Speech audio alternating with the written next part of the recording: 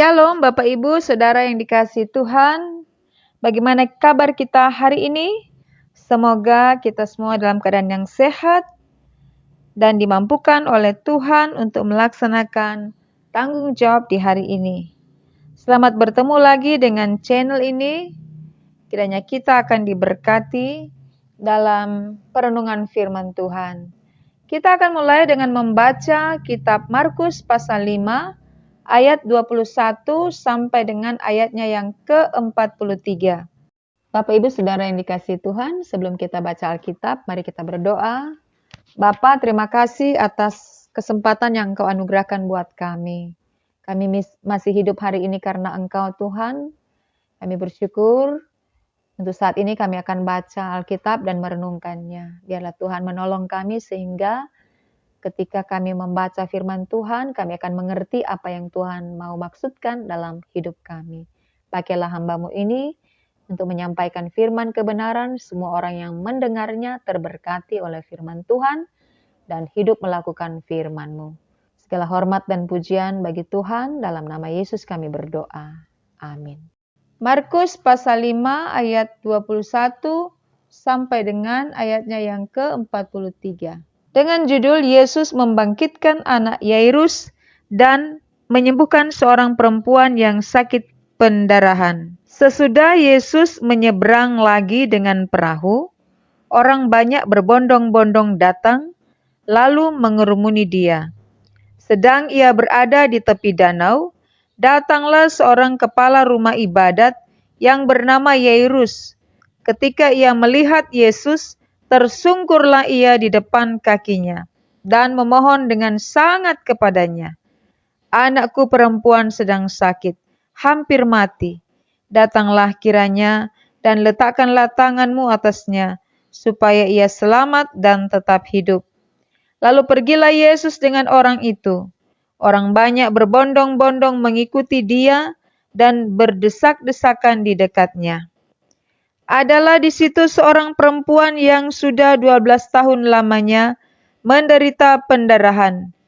Ia telah berulang-ulang diobati oleh berbagai tabib, sehingga telah dihabiskannya semua yang ada padanya.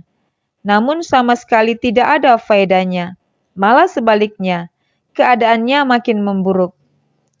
Dia sudah mendengar berita-berita tentang Yesus. Maka di tengah-tengah orang banyak itu ia mendekati Yesus dari belakang dan menjama jubahnya. Sebab katanya, asal ku jama saja jubahnya, aku akan sembuh.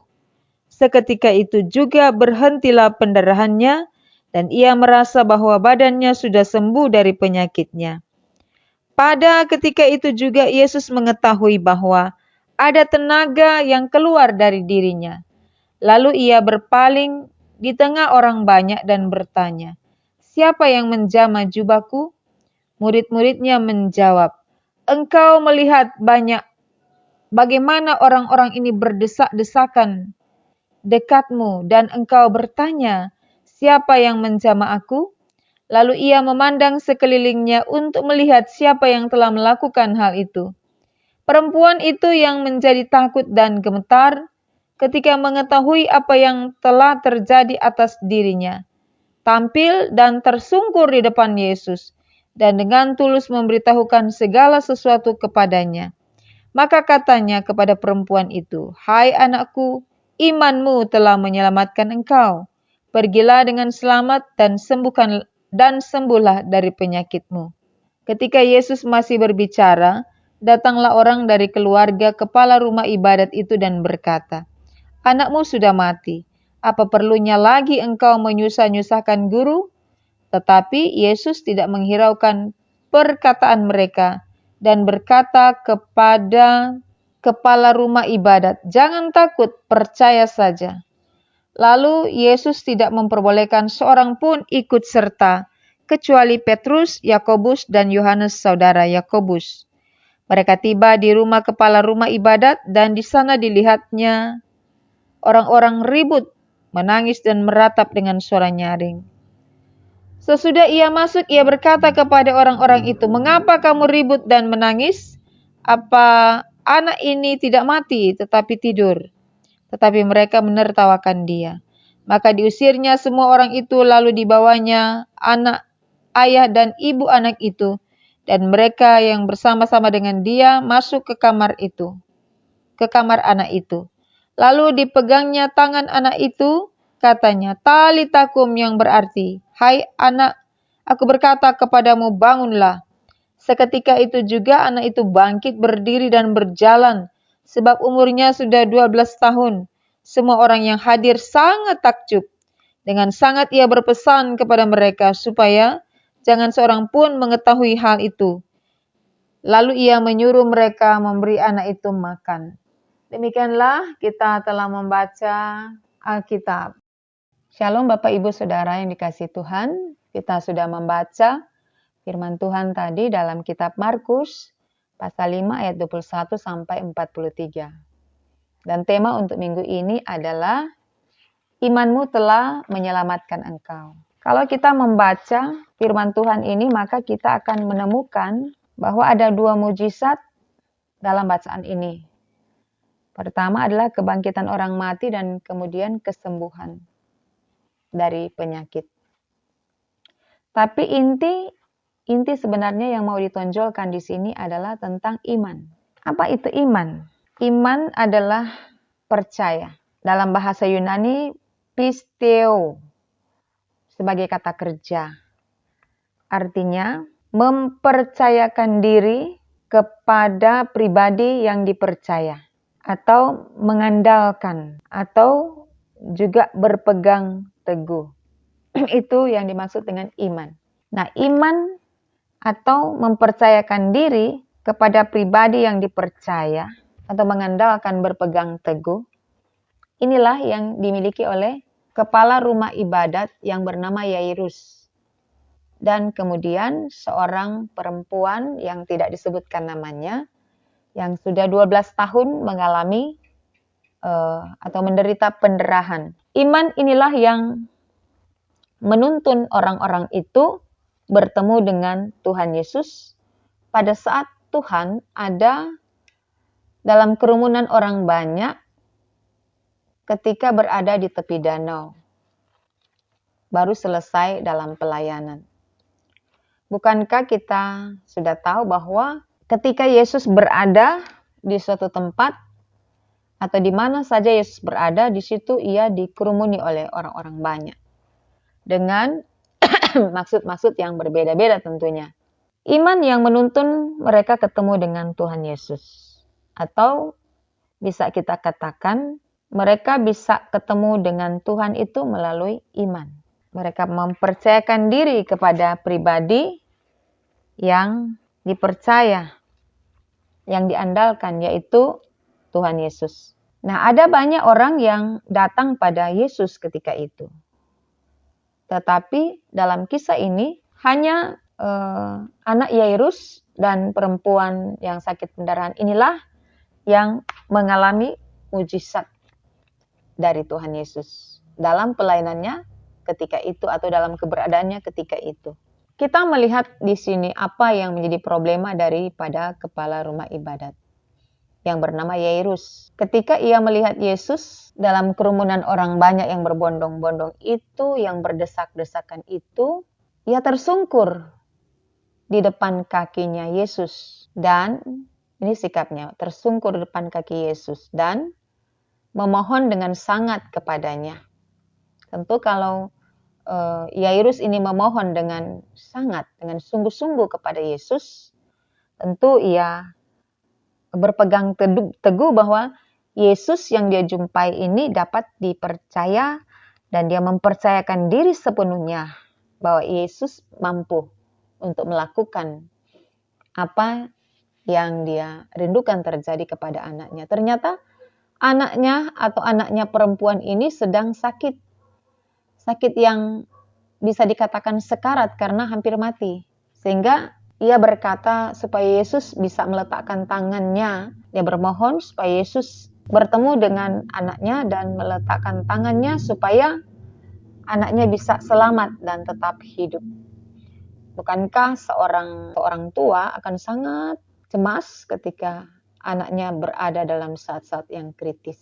Lalu kemudian Yesus mengiyakan dengan tindakan dalam ayat 24 dikatakan, lalu pergilah Yesus dengan orang itu. Dengan orang itu maksudnya dengan Yairus. Dan orang banyak berbondong-bondong mengikuti dia dan berdesak-desakan di dekatnya. Dari ayat 24 ini, ternyata kisah tentang Yairus ini terputus di ayat 24. Lalu dalam situasi dan keadaan di mana Yesus masih dikerumuni oleh orang-orang banyak ini, dalam pertemuan itu, katakanlah demikian, ketika banyak orang berkumpul karena ada Yesus di sana, ternyata di dalam perkumpulan itu ada juga seorang perempuan yang mengalami sakit. Sakitnya adalah pendarahan. Sakit pendarahan yang sudah 12 tahun. Kita bisa membayangkan perempuan ini menderita pendarahan 12 tahun lamanya. Jadi bisa kita katakan ia juga dalam keadaan bergumul, sangat bergumul dan sudah sekarat. Dan dia sudah banyak upaya-upaya, tindakan-tindakan yang dia lakukan. Jadi tidak hanya berdiam diri, berpasrah diri. Ia telah berulang-ulang. Ayat 26, diobati oleh berbagai tabib. Jadi ada tindakan-tindakannya. Dan hartanya atau apa yang dipunyainya itu sudah habis dalam rangka pengobatan. Tapi tidak ada hasilnya, tidak ada faedahnya, kata firman ini. Justru keadaannya semakin hari semakin memburuk. Jadi bisa dikatakan keadaannya sudah sekarat karena pendarahan. Lalu ayat 27 berkata, perempuan yang sakit pendarahan ini sudah mendengar berita-berita tentang Yesus. Berita tentang Yesus kan sudah kemana-mana, sudah tersiar di mana-mana dan didengar oleh perempuan ini dalam kondisi sakit. Maka kita perhatikan, maka di tengah-tengah orang banyak itu dalam keadaan sakit dan tanpa berbicara kepada Yesus, tanpa bersuara, berkata apa-apa, ia mendekati Yesus dari belakang. Nah, ia setelah mendengar cerita tentang atau berita-berita tentang Yesus, maka dia datang di tengah-tengah kerumunan orang banyak dan mendekati Yesus dari belakang dan menjama jubahnya. Kita bisa menggarisbawahi tindakannya ini adalah tindakan iman. Tadi iman, mempercayakan diri kepada pribadi. Dalam hal ini, perempuan ini mempercayakan dirinya kepada Yesus. Dia mengandalkan Yesus dan dia berpegang teguh. Dia sangat yakin sehingga muncul perkataan, asal ku jamah saja jubahnya, aku akan sembuh.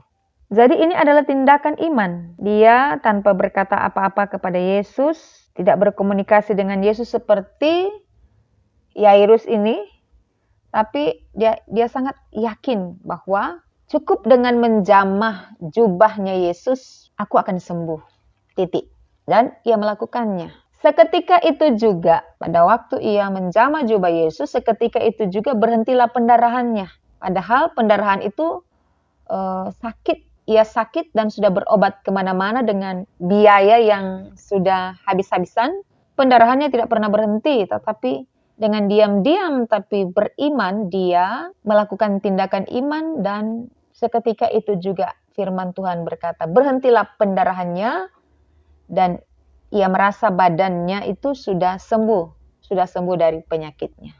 Ia sudah tidak sakit lagi. Mari kita lanjut dengan ayat 30.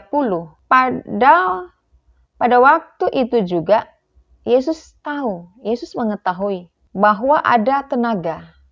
Tenaga ini adalah kuasa. Dunamis, kuasa yang keluar dari dirinya. Dan kuasa itulah yang menyembuhkan perempuan yang menderita karena pendarahan ini. Lalu, karena Yesus merasa bahwa dalam dirinya ada tenaga atau kuasa yang keluar, lalu Yesus berpaling di tengah orang banyak dan bertanya, siapa yang menjamah jubahku? Lalu kita melihat reaksi daripada para murid yang ada bersama dengan Yesus dalam pelayanan itu. Murid-muridnya menjawab, engkau melihat bagaimana orang-orang ini berdesak-desakan dekatmu, dan kemudian engkau bertanya siapa yang menjamah aku. Murid-muridnya tidak mengerti, tidak tahu. Mereka berpikir bahwa masakan Yesus bertanya seperti itu sementara orang-orang berdesak-desakan di dekat Yesus. Lalu Yesus bertanya, siapa yang menjamah jubahku? Pengertian dari para murid ini tentu semua orang yang berdesak-desakan pasti telah menjamah jubahnya Yesus. Tapi Yesus bertanya, karena ia merasakan ada tenaga yang keluar dari dirinya. Nah, orang-orang ini dikatakan tadi bahwa ada banyak orang-orang yang datang kepada Yesus tetapi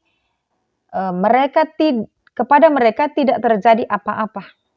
Padahal mereka telah berdesak-desakan dekat dengan Yesus, bahkan telah menjamah jubahnya. Itulah sebabnya para muridnya heran mengapa Yesus sampai bertanya demikian, padahal ia tahu bahwa orang-orang sudah berkerumun mendekatinya.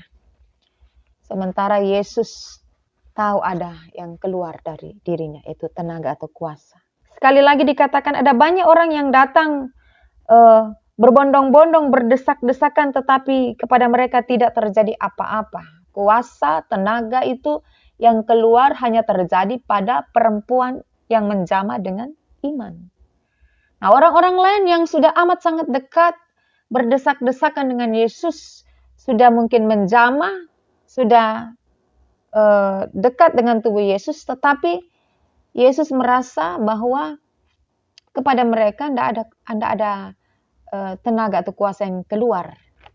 Walaupun mereka sudah sangat dekat, akan mendekati tubuh Yesus, menjamah, memegang. Sehingga para muridnya heran mengapa ia sampai bertanya. Lalu kita perhatikan di sini terus ayat 33, perempuan itu yang menjadi takut dan gemetar ketika ia mengetahui bahwa ia sudah sembuh. Pada waktu dia memegang jubah Yesus, terjadi mujizat luar biasa, kesembuhan setelah 12 tahun menderita pendarahan. Dan dia merespon dengan takut dan gemetar, karena ada sesuatu yang luar biasa terjadi atas dirinya. Lalu kita perhatikan di sini, ia berdiri di depan Yesus dan tersungkur. Mari kita berhenti di kata tersungkur. Nah, pada waktu Yairus ini melihat Yesus dan dia berdiri di depan kakinya Yesus, Yairus itu tersungkur. Kalau dalam bahasa terjemahan bahasa Indonesia, kamus bahasa Indonesia, tersungkur itu artinya muka atau wajah menyentuh tanah atau menundukkan kepala serendah-rendahnya hampir menyentuh tanah. Lalu dalam bahasa Yunani, proskuneo artinya bersujud atau sama juga dengan tersungkur. Jadi Yairus ini ketika berada di depan Yesus, ketemu dengan Yesus, dia tersungkur. Proskuneo, dia bersujud. Begitu juga dengan perempuan ini yang telah mengalami kesembuhan, dia tersungkur, dia bersujud. Nah, tersungkur atau bersujud ini berarti pemujaan, penghormatan kepada Tuhan. Dia tersungkur, dia sementara menyembah, dia sementara memuja dalam sikap tubuhnya. Memuja, menghormati, memberikan penghormatan kepada Tuhan Yesus yang dia percaya, yang dia imani, yang dia berpegang teguh sama. Mereka berdua melakukan tindakan tersungkur. Yairus, dia belum mengalami mujizat dari Tuhan kepada anaknya. Tapi kalau perempuan ini, dia tersungkur dalam rasa takjub karena peristiwa luar biasa telah terjadi. Dan dengan tulus ia memberitahukan segala sesuatu kepadanya. Jadi tenaga atau kuasa itu membuat perempuan ini sembuh, menjadikan dia mengalami mujizat dan dia merespon dengan gemetar dan menjadi takut. Oleh karena ini peristiwa yang sangat dia rindukan atau dia perlukan kebutuhannya untuk menjadi sembuh setelah penantiannya selama 12 tahun. Mereka menghormati, menyembah, memuja dalam sikap tubuh tersungkur di depan Yesus. Dan dengan tulus ia mengakui apa yang telah terjadi kepadanya. Itu yang diceritakan kepada Yesus. Maka Yesus mempertegas lagi. Hai anakku, imanmu telah menyelamatkan engkau. Ini yang menjadi tema. Pergilah dengan selamat dan sembuhlah dari penyakitmu. Yesus menyatakan kesembuhannya adalah akibat iman kepada Tuhan Yesus. Dan kemudian diproklamasikan bahwa ia sembuh. Nah, Bapak Ibu Saudara yang dikasihi Tuhan, kesembuhan itu adalah sebuah mujizat yang tentu sangat diharapkan oleh perempuan ini, karena dengan penyakit pendarahannya itu menjadi sebuah sangat menghambat atau membuat ia tidak bisa leluasa dalam menjalani kehidupannya, pergumulannya. Dan ia telah mendapatkan jawaban dari Tuhan. Nah, dari ayat 21 sampai 24 yang tadi tentang Yairus, kemudian kita melihat ketika penyembuhan terjadi kepada perempuan yang sakit pendarahan ini, Tuhan Yesus belum berbuat apa-apa kepada Yairus yang punya kerinduan supaya anaknya disembuhkan. Maka kita melihat di ayat 35. Ketika Yesus masih berbicara, lanjutan ayat 34, maka datanglah orang dari keluarga kepala rumah ibadat. Orang ini datang atau keluarganya Bapak Yairus ini datang untuk memberitahukan supaya untuk apa lagi menyusahkan guru, kan anakmu sudah mati. Menyusahkan Yesus untuk datang ke rumah menyembuhkan sementara anaknya sudah mati. Jadi dalam pertemuan itu atau perjumpaan Yesus dengan banyak orang, Yesus melakukan mujizat ternyata lebih dahulu kepada perempuan yang sakit pendarahan ini. Sementara Bapak Yairus ini ada jeda sehingga datanglah keluarga karena terlalu lama menunggu sampai anak itu sudah mati. Kan ia hampir mati, kata Yairus. Tetapi kemudian Yesus tidak menghiraukan perkataan itu dan dia memberi rasa tenang kepada Yairus. Jangan takut, percaya saja. Jangan takut, imani saja. Jangan takut, jangan pedulikan. Beriman saja. Dan di sini tidak ada kata-kata dari Yairus. Jadi Tuhan Yesus ini mau supaya Bapak Yairus ini tetap menjaga kepercayaannya yang telah ia bangun, ia sampaikan pada bagian awal ketika ketemu dengan Yesus. Kemudian Yesus melanjutkan perjalanan untuk menuju ke rumah Bapak Yairus dalam rangka memberi mujizat kepada anak Yairus ini. Dan yang ikut hanya Petrus, Yakobus, dan Yohanes. Dan ketika mereka tiba di rumahnya Yairus, di sana sudah ada ratap tangis. Orang-orang sudah pada ribut karena telah terjadi kematian. Kematian menimbulkan tangisan, ratapan dengan suara yang nyaring. Lalu kemudian kita melihat respon Yesus di sini yang bertanya, mengapa kamu ribut dan menangis? Anak ini tidak mati, tetapi tidur. Tetapi orang-orang menertawakan karena bisa saja mereka tidak percaya akan kebangkitan orang mati. Lalu yang terjadi ketika Yesus masuk ke kamar anak yang sakit itu, maka ia pun memegang tangan anak itu dan berkata, Talitakum, yang berarti, hai anak, aku berkata kepadamu, bangunlah.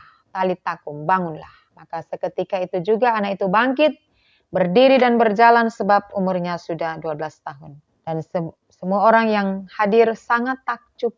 Dan dengan sangat ia berpesan kepada mereka supaya jangan seorang pun mengetahui hal yang terjadi, kebangkitan orang mati. Nah, Bapak Ibu Saudaraku yang kekasih dalam Tuhan, sangat menarik kisah ini tentang pelayanan Yesus yang membawa kesembuhan, mujizat, kebangkitan orang mati, dan juga kesembuhan yang terjadi kepada perempuan dan kebangkitan perempuan yang sakit pendarahan dan kebangkitan kepada anak Yairus yang berusia 12 tahun. Tadi dikatakan pada bagian awal memang di sini ada mujizat yang terjadi. Tetapi mujizat itu terjadi intinya karena ada iman. Yaitu mempercayakan diri kepada pribadi yang dipercaya, mengandalkan, dan berpegang teguh. Kalau kita melihat Bapak Ibu Saudara tentang Yairus, dia masih tetap sabar menanti ketika ada sedikit tenggang waktu sampai kemudian Yesus datang ke rumahnya untuk menyembuhkan anaknya. Tapi Yairus ini sebagai kepala rumah ibadat tetap sabar menanti. Dia tidak mendesak Yesus, dia percaya kepada Yesus. Sehingga iman itulah yang telah menyelamatkan. Iman yang sungguh-sungguh. Iman yang mengandalkan Tuhan. Yang bergantung sepenuhnya. Dan ketika mereka menerima atau mengalami mujizat, maka kita percaya tidak ada sesuatu yang terjadi di luar kendali Yesus. Pada waktu kuasa dari diri Yesus itu keluar, itu dalam kendalinya. Dia atau Yesus tahu siapa yang memegang jubahnya dengan iman dan siapa yang sekedar memegang karena terdorong dalam desak-desakan sampai menyentuh jubah Yesus. Beda. Semua kuasa yang keluar dari diri Yesus itu dalam kontrolnya. Jadi perempuan ini dia datang dengan iman, dengan kepercayaan yang sungguh-sungguh. Sehingga apa yang menjadi kebutuhannya itu dia dapatkan, dia nikmati.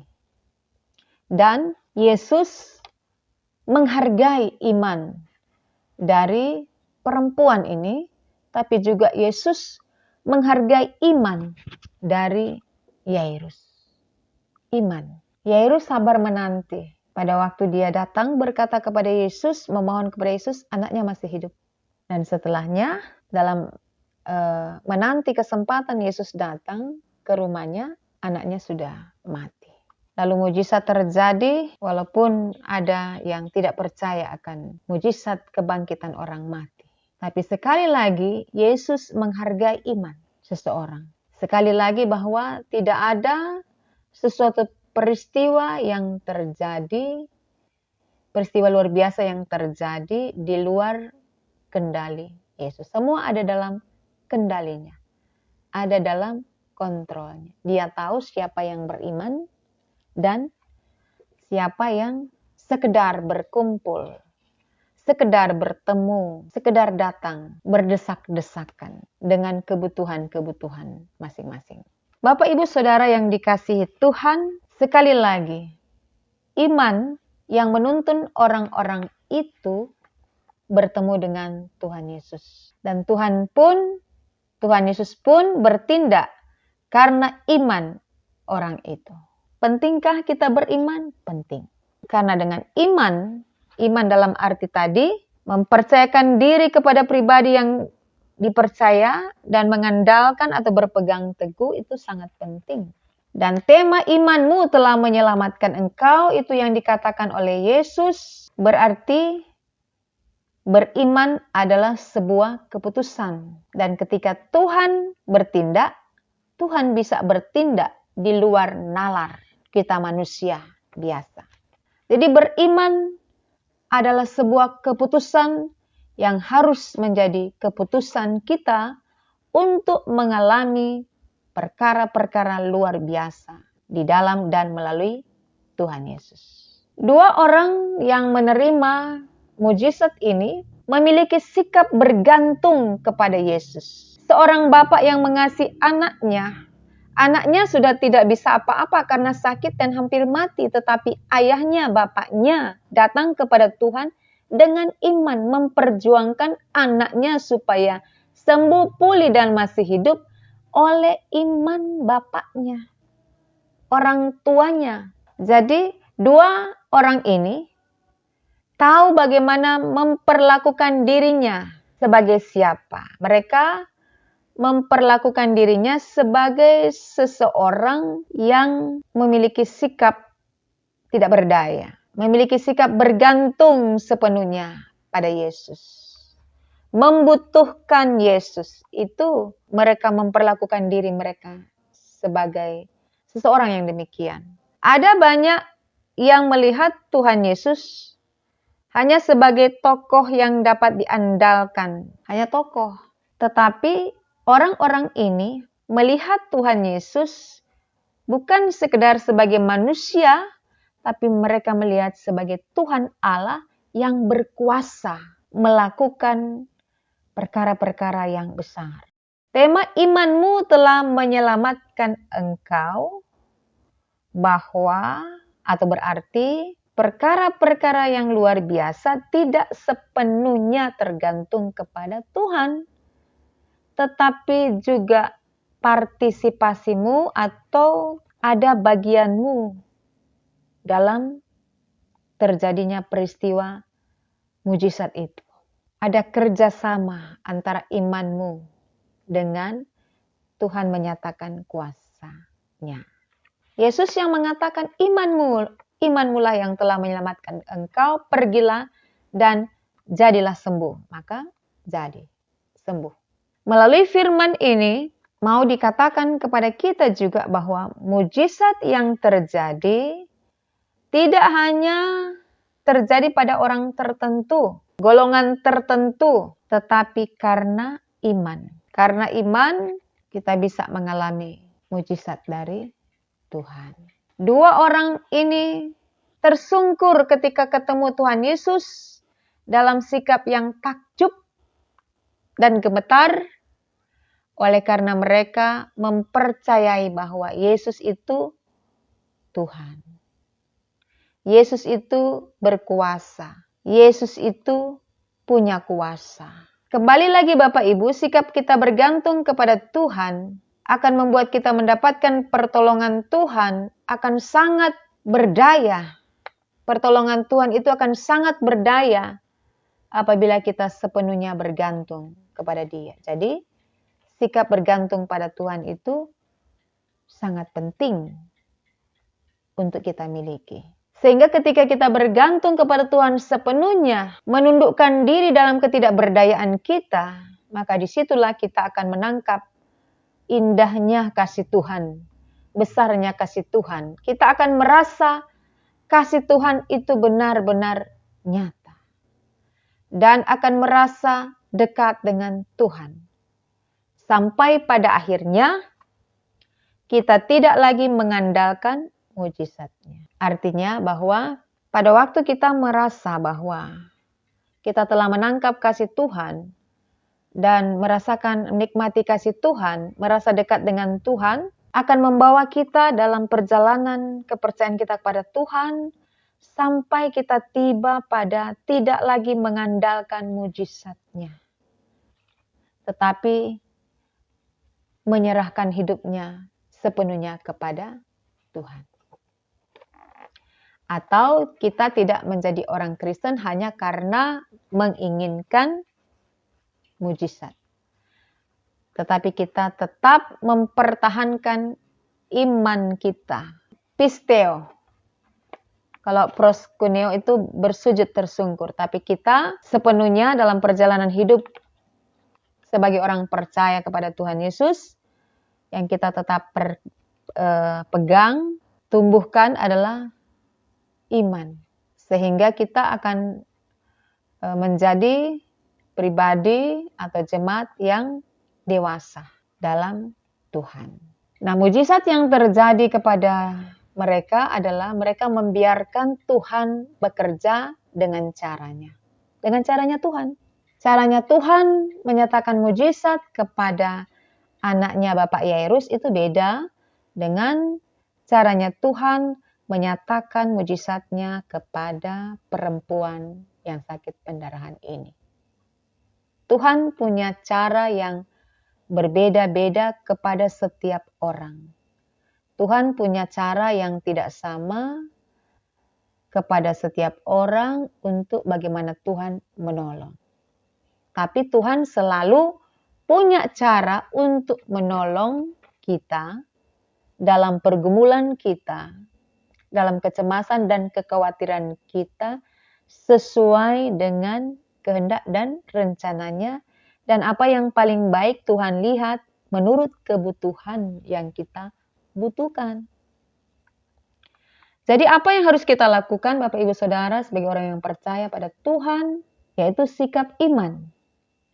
Sikap iman yang mau datang pada Tuhan dan mengambil tindakan sebagai sebuah keputusan penting dalam hidup kita. Sikap iman yang artinya begini. Semua orang Kristen atau semua orang percaya kepada Yesus itu beribadah. Semua orang Kristen pasti pernah atau sering berdoa. Tapi biasanya yang kita temukan adalah sekedar beribadah, sekedar berdoa. Semua berdoa. Tapi tidak semua memiliki sikap iman yang mau datang kepada Tuhan dan memiliki iman yang sungguh-sungguh.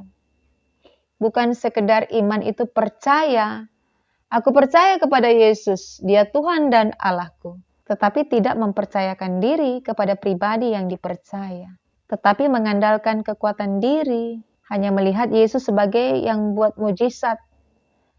Tidak berpegang teguh kepada Tuhan Yesus. Sikap iman yang perlu kita miliki adalah jangan gampang menyerah. Tadi, Bapak Yairus tidak gampang menyerah. Walaupun Yesus belum sepenuhnya menyatakan mujizat, belum sesuai dengan apa yang diminta oleh Yairus. Datang supaya anak saya tidak mati, tapi pada akhirnya anaknya mati. Tapi Yairus tetap tidak menyerah. Dia tidak pulang, tidak balik arah, tapi tetap dia menunggu sesuai dengan caranya Tuhan. Sikap iman yang kita harus punya adalah harapan yang dipegang teguh. Nah, kalau dalam Ibrani 11 ayat 1, iman adalah dasar dari segala sesuatu yang kita harapkan dan bukti dari segala sesuatu yang tidak kita lihat. Nah, di situ dalam Ibrani 11 ada daftar orang-orang beriman, tokoh-tokoh iman dalam Alkitab. Sekali lagi, iman memerlukan tindakan. Tidak menyerah pada keadaan, tidak menyerah pada pergumulan, tidak menyerah pada tantangan dan ujian, bahkan tidak meninggalkan Tuhan ketika harapan itu belum menjadi kenyataan. Iman sekali lagi memerlukan tindakan. Apa yang kau percayai dalam hidupmu? Siapa yang kau percayai dalam hidupmu? Itu penting. Nah, kalau kita sudah percaya kepada Tuhan Yesus, kita pelihara kepercayaan kita kepadanya. Kita bangun setiap hari. Persekutuan, ibadah, doa, baca firman akan menghasilkan karakter yang kuat dan tangguh. Bahkan pun ketika mujizat belum terjadi kepadamu, engkau tidak akan mudah goyah. Karena imanmu sungguh-sungguh diletakkan kepada Tuhan yang adalah Tuhan yang punya kuasa dan yang berkuasa. Biarlah firman Tuhan ini memberkati kita sekalian. Amin. Bapak Ibu, mari kita berdoa. Tuhan, terima kasih kami boleh mendengarkan firman-Mu. Biarlah perenungan firman kali ini akan sangat membantu kami untuk kami hidup sebagai orang-orang yang memiliki iman yang teguh kepada Tuhan. Kami mempercayakan hidup ini kepadamu. Dan kami percaya setiap tantangan dan ujian tidak akan melemahkan kami karena kami punya Tuhan yang sanggup menolong memampukan kami menghadapi keadaan apapun dan tetap bersuka cita di dalamnya.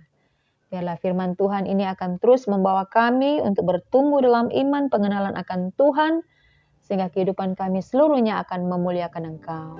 Dalam nama Yesus kami berdoa. Amin.